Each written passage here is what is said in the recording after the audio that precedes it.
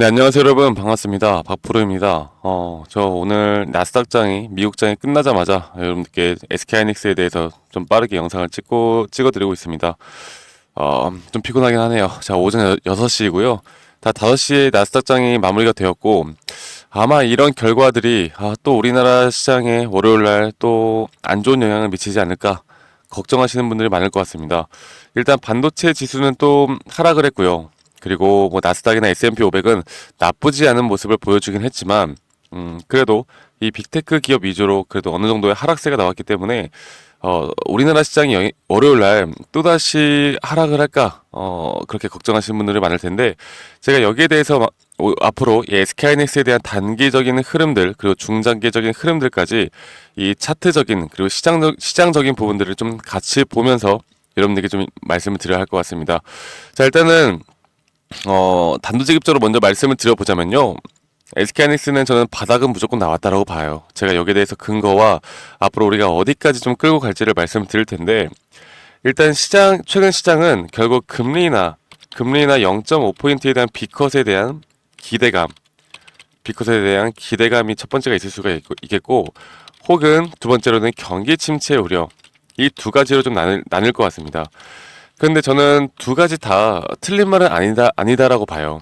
이 두 가지 모두 다 현재 시장 상황을 앞으로 끌고 가는데 상당히 중요한 요소라고 보고 있기 때문에, 이 기대감은 앞으로 단기적인 상승을 만들어낼 거라고 보고 있고, 이 경기 침체에 대한 우려는 그 단기 상승 이후에 또다시 지수의 하락으로 주가를 하락시키는 요인이 될 수도 있다고 봅니다. 자, 그러면 우리는 앞으로 중장기적인 흐름을 좀 잘만 파악을 할 수가 있다라고 하면 충분히 돈을 벌 수 있는 기회가 나올 수 있다라고 여러분들께 말씀드리고 싶어요. 자, 일단 차트로 보겠습니다.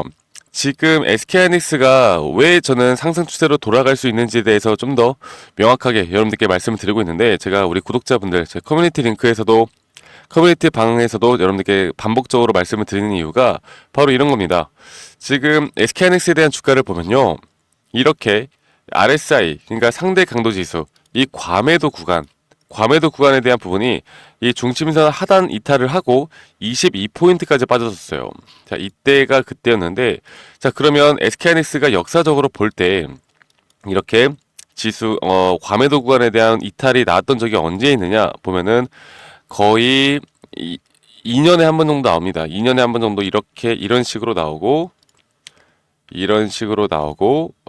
지금 이쪽 구간이네요. 이런 식으로 나오고, 몇 번 안 나오죠? 그러니까 여기에 대한 이런 과매도가 이탈하는 구간이 거의 2년마다 혹은 한 3년마다 한 번씩 나오는 그런 구간이라고 보시면 되세요. 자, 이런 구간들.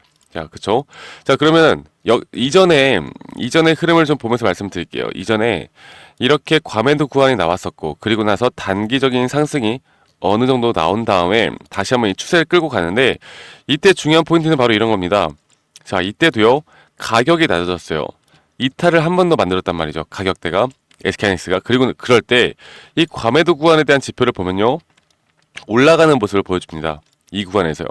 자, 이럴 때 우리가 이런 걸 뭐라고 하느냐, 바로 상승 다이버전스가 떴다. 상승에 대한 시그널이 떴다라고 우리가 알 수가 있는 부분인데, SK하이닉스에 대한 주가를 한번 볼까요? SK하이닉스에 대한 현재 주가를 보면요, 이전에 저점을 만들 때 이 과매도 구간이 나왔습니다. 그리고 최근에 이 저점을 한 번 더 깼죠. 그런데 어떻게 됐어요? 이 지표는 올라가고 있는 모습을 보여주고 있죠. 결국 지금 이 상승 다이버전스는 저는 앞으로 단기적으로 여기에 대한 상승 추세를 또 끌고 올라갈 수 있다고 저는 생각을 해요. 그래서 여러분들께 이번에 저점이 한 번 나왔을 때, 지난주에 저점이 나왔을 때 여러분들께 한 번 더 매수 타점을 드렸었고, 여기 이런 흐름들에 따라서 SK하이닉스에 대한 단기적인 상승은 나올 수밖에 없다라는 겁니다.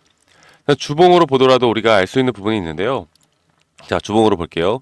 주봉으로 보더라도 현재 이런 구간들, 예전에 이렇게 확실하게 추세를 꺾고 올라가는 그런 추세 속에서는 이렇게 상승 다이버전스가 다 뜬다라는 걸 여러분들이 인지를 하고 있으셔야 돼요. 자, 물론 이렇게 무조건 지표 하나만을 가지고 이 상승과 뭐 고점 신호와 눌림목 신호를 판단을 하느냐, 이게 100%냐, 그렇게는 말씀을 못 드려요. 저도 한 두 가지에서 세 가지 정도 지표를 같이 보면서 여러분들께 이런 타점을 좀 잡아드리고 있는데, 이전에 고점 신호도 마찬가지였습니다. 이 SK하이닉스가 한번 고점을 찍고 났을 때 이렇게 과매수 구간에 들었단 말이죠. 과매수 구간. 그리고 나서 고점이 한 번 더 높아졌을 때 어떻게 됐어요? 이렇게 매수의 과매수에 대한 부분들이 하락이 나왔죠. 이건 이제 하락 다이버전스라고 볼 수가 있어요. 그럼 이제 하락 추세로 지속이 되겠구나라는 거 우리가 시그널을 알 수가 있는 부분이라는 겁니다. 아시겠죠, 여러분들? 그래서 이 단기적인 상승이 과연 어디까지 나올 것인가를 우리가 또 살펴보고 가야 하는데, 일반적으로 볼 때 지금 SK하이닉스에 대한 매물대 구간은 대략 이 정도 구간이 가장 좀 높게 보이고 있어요. 이 정도 구간. 그리고 만약에 여기서 조금 더 강세장이 온다라고 하면 저는 0.618 구간까지는 회복이 빠르게 가능할 거라고 봅니다.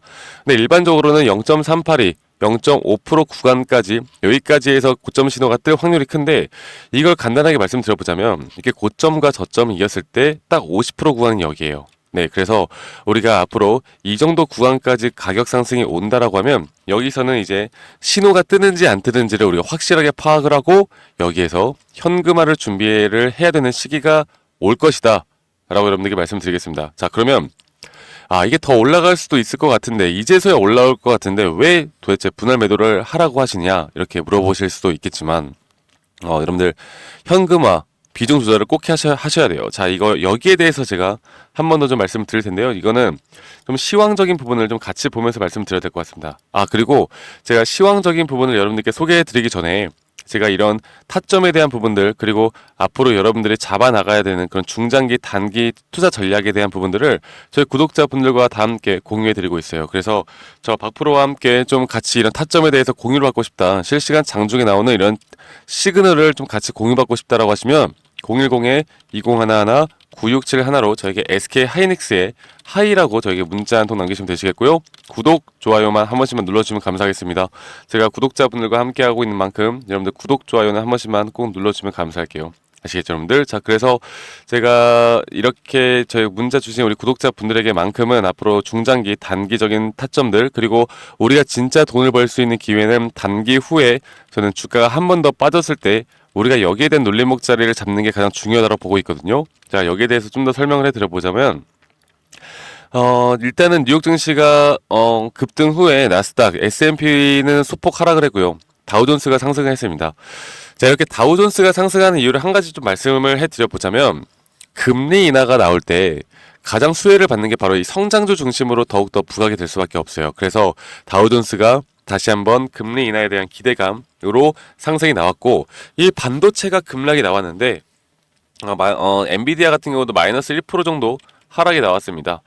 저는 근데 여기에 대해서 이제 시간 외까지 흐름을 좀 봐야 한다고 봐요. 그리고 현재 미국 시장 이 선물 가격도 우리가 정확하게 좀 파악을 하고 가야 되는데, 이 선물 시장이 앞으로 일요일 동안 주말 동안 또 어떤 식으로 나오는지가 우리나라 시장에 또 중요한 역할을 해 나가기 때문에 이런 부분들도 제가 실시간으로 체크를 해 나가면서 여러분들에게 정보 공유를 해드릴 거고요. 자, 이거를 보겠습니다. 정말 많이 말씀을 드리는데요. 제가 강조를 드리는 거 분명히 이유가 있겠죠.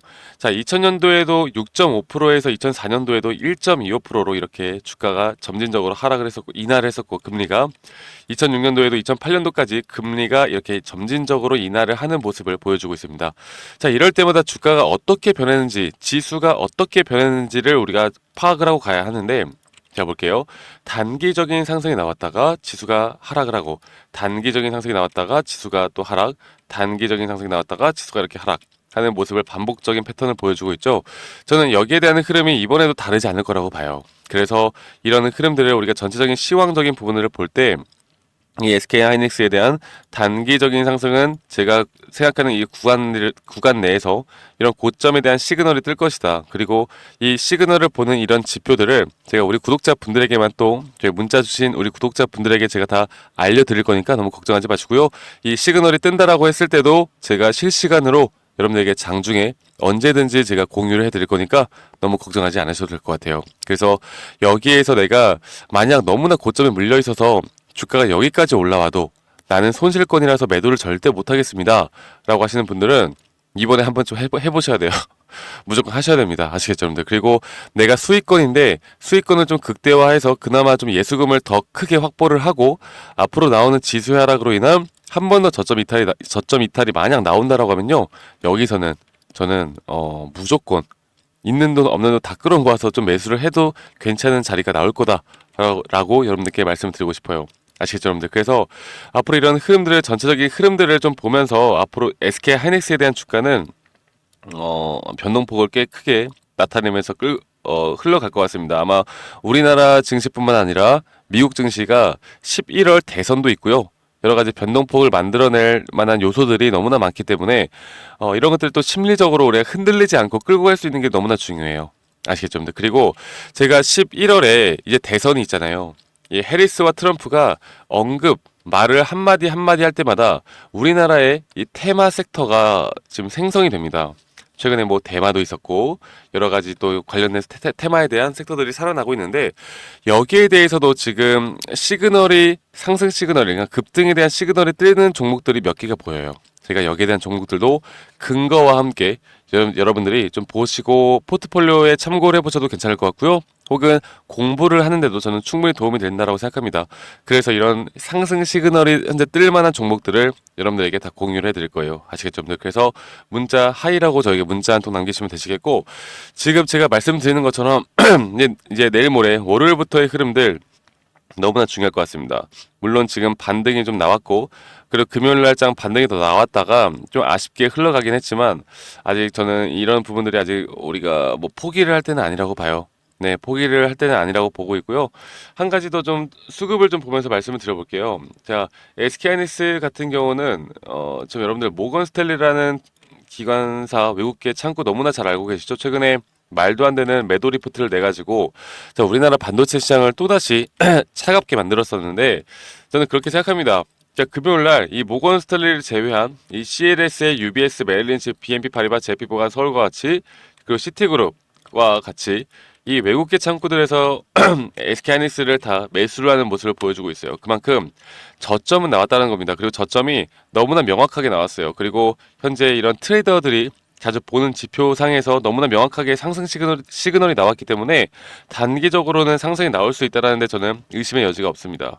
그래서 지금 중요하게 봐야 할 건 여기에 대해서 앞으로 만약 내일도 어떤 정도의 흐름들이 좀 조정이 나온다고 하면 저는 매수 타점이 한 번 더 나올 거라 보고 있고 그 다음에 우리가 고점 신호에 대한 이런 확실한 시그널을 보고 현금 비중을 늘려 나가는데 집중을 해야 된다. 그리고 나서 우리가 결국 큰 돈을 버는 기회는 언제냐?